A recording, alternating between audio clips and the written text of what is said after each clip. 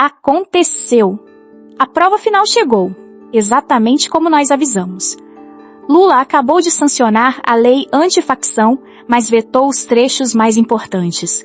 Com a própria caneta, ele confirmou a nossa tese. Este governo protege bandidos e faz isso de propósito. A Globo News não pode mais esconder. A militância não tem mais para onde correr. O ato do presidente deles destruiu toda a narrativa. Esta é a prova irrefutável. Mas esta vitória da verdade foi escrita semanas atrás. Nós vamos rebobinar a fita agora. Vamos voltar para o dia em que o capitão Derrite entrou na cova dos leões da Globo News e disse, na cara deles, exatamente o que iria quando acontecer. Ele cantou essa pedra e destruiu a armadilha deles ao vivo. E aqui, meus amigos, a profecia começou a se cumprir. Foi a primeira armadilha que a militância da Globo News montou. E foi a primeira vez que o capitão Derrite desmontou tudo, ao vivo, com a força dos fatos puros. Imagina a cena. Pensa comigo, o capitão Derrite sozinho no estúdio da Globo News, a Cova dos Leões, cercado por aquela gente que a gente já conhece, com aquele sorriso falso, prontos para o bote. Você sentia a tensão no ar. Eles achavam que iam devorá-lo. E veio o primeiro ataque, a primeira pergunta, que já entrega toda a narrativa podre deles. Tentaram empurrar a mentira de que o projeto de lei do Derrite poderia ser usado para prender manifestantes de movimentos sociais. Percebe a canalice? A má-fé? Eles queriam colar no Derrite a pecha de autoritário, mas a resposta do capitão foi imediata.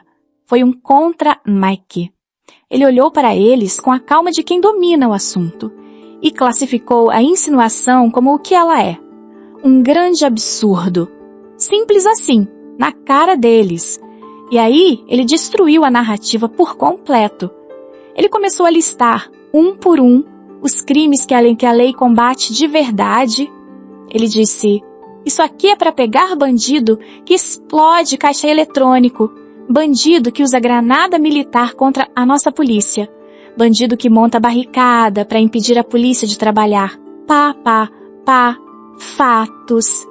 Cada crime que ele listava era um tapa na cara daquela militância disfarçada de jornalista. Eles ficaram sem chão. A autoridade dele foi estabelecida no primeiro segundo. E a primeira coisa que ele avisou ali, naquele estúdio, foi exatamente sobre a caneta do Lula. Vamos ver agora a prova número 1. A prova de que a frase Lula protege bandido não é uma opinião. É um fato documentado. E o que foi que o capitão Derrite avisou ali na Toca dos Leões ao vivo na Globo News? Ele olhou nos olhos da militância e disse, com todas as letras, o que todo cidadão de bem já sabia. O presidente Lula, mais uma vez, mostrava o descaso dele com a segurança pública. Ele previu que o Lula ia demorar e enrolar, e no final usaria a caneta para vetar o coração do PL antifacção. E por que Derrite destruiu a narrativa deles na hora? A turma do governo e da esquerda vendia aquele discurso padrão de sempre, que eventual veto seria para proteger inocentes, para evitar injustiças com um jovem pobre de periferia. Derrite enquadrou, mostrou que isso era conversa fiada. Aquele trecho da lei não pegava trabalhador, não pegava moleque que errou. Ele mirava 10 condutas específicas e violentas. Coisas como explodir caixas eletrônicos, usar granadas militares contra as nossas forças policiais, montar barricadas em chamas para dominar um território. Ou seja, o que eles chamavam de proteger inocente era, na prática, aliviar a vida de quem explode banco e ataca a polícia. Essa foi a previsão, a profecia jogada na cara do sistema. E poucos dias depois veio a prova, o nocaute final. Exatamente o que o capitão Derrite avisou que aconteceria. Em 24 de março de 2026, não foi boato de internet, foi diário oficial da União. A caneta do Lula funcionou, e funcionou para vetar, justamente o trecho que permitia punir essas condutas gravíssimas, mesmo sem prova formal de vínculo, com facções como o PCC ou Comando Vermelho. Até CNN Brasil e Poder 360 tiveram que admitir e noticiar esse veto. O que isso muda na prática? Com o texto original do PL antifacção, bastava provar o ato violento, o estouro do banco, a granada contra a viatura, a barricada para tomar o bairro. E o criminoso já caía na pena pesada específica dessa lei, mesmo sem um crachá de facção no bolso. Com o veto, esse mesmo bandido ainda é processado, mas só nos crimes comuns, com pena muito mais baixa. E, para tentar aplicar uma punição mais dura, o promotor agora precisa se matar para provar formalmente que ele é membro de uma facção. Então, olha o recado que fica. O cara pode explodir um banco. Outro pode atacar a polícia com granada. Outro pode fechar a sua rua com uma barricada de fogo. Se a investigação não conseguir carimbar que ele é do PCC ou do Comando Vermelho, ele escapa da punição máxima do PL antifacção e cai numa pena bem mais leve. É por isso que a gente diz, é um passe livre para o terror. Isso não é opinião, meu amigo. Isso é um fato documentado. Está lá, preto no branco, com a assinatura do presidente no papel, vetando o trecho que apertava o cerco contra esse tipo de crime. Registrado no Diário Oficial, repercutido até pela mídia do sistema. A prova número 1, irrefutável de que Derrite estava certo quando disse: o veto beneficia o crime organizado. Mas acredite, o ataque não veio só do governo. O pior, o golpe mais baixo, veio de onde ninguém esperava, de um suposto aliado. E a resposta do Derrite para essa traição não foi uma defesa chorosa. Foi um nocaute que desmascarou toda a hipocrisia do sistema. E esse suposto aliado tem nome: senador Alessandro Vieira. A linha de ataque dele, a grande acusação contra o projeto do Derrite, foi essa aí aqui, abre aspas. O projeto falou grosso com a periferia e falou fino com o andar de cima do crime. Uma frase de efeito, bonita para a militância aplaudir, não é mesmo? Típico proselitismo político. Mas isso é verdade? Vamos aos fatos. Vamos checar os dados, porque contra fatos não existe narrativa. O Derrite não se defendeu. Ele partiu para o ataque e usou a verdade como arma. Acontece, meus amigos, que a versão do projeto que falava fino com o andar de cima foi justamente a versão relatada pelo próprio Alessandro Vieira no Senado. É inacreditável, mas é a verdade. Vamos comparar preto no branco. Versão B, a do Derrite, propunha penas de 20 a 40 anos e criava mecanismos inéditos e duríssimos contra essa lavagem de dinheiro, como o bloqueio de bens e a intervenção em empresas usadas pelas facções. Isso tinha o apoio total do Ministério Público, dos procuradores de justiça. Era para acertar o coração financeiro do crime. Agora, a versão A, a do senador Vieira. O que ela fez? Reduziu as penas para 15 a 30 anos e simplesmente enfraqueceu todas as medidas contra a lavagem de dinheiro. Ou seja, o senador acusou o Derrite de fazer exatamente o que ele mesmo fez. É o cúmulo da hipocrisia. E depois de expor esses fatos, o Derrite deu o golpe final, o nocaute, olhando para a câmera e falando sobre o senador. Então é proselitismo político de alguém que foi derrotado. Fim de papo. Destruiu. Enquadrou o hipócrita e toda a sua narrativa mentirosa com fatos irrefutáveis. Derrite venceu o debate. Mas por que essa gente toda, governo, mídia, falsos aliados, se esforça tanto para proteger bandidos? Existem duas razões que eles rezam para você nunca descobrir. E a primeira, meus amigos, é sobre dinheiro. Sim, dinheiro. 1,3 trilhão por ano. Não é chute. É o que mostra um levantamento da Gazeta do Povo com o Fórum Brasileiro de Segurança Pública e a Esfera.